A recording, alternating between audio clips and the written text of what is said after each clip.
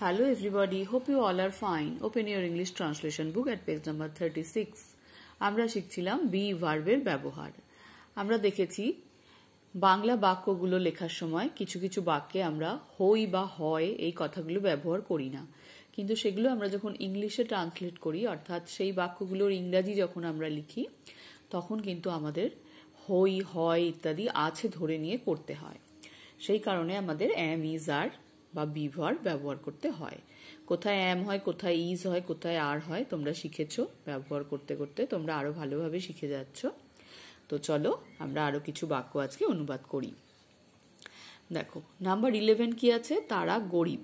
তারা গরিব অর্থাৎ তারা হয় গরিব। কি হবে তাহলে? দে আর পুয়ার। তোমরা ধনী, তার মানে তোমরা হও ধনী।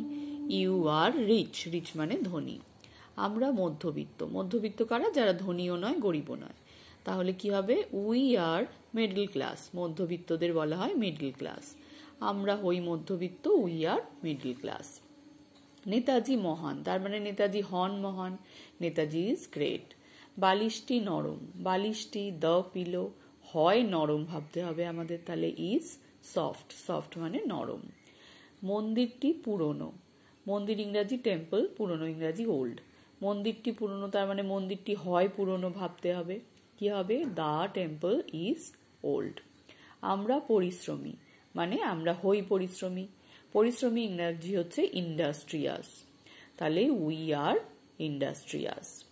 গ্রামটি বড়, গ্রাম ইংরাজি ভিলেজ, গ্রামটি দ্য ভিলেজ।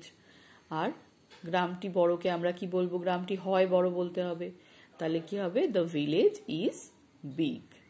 এই পর্যন্ত তোমরা সুন্দর করে তোমাদের বইতে পেন্সিল দিয়ে করে ফেলবে, আর এই ধরনের অনেক বাক্য তোমরা নিজে নিজে বলার চেষ্টা করবে।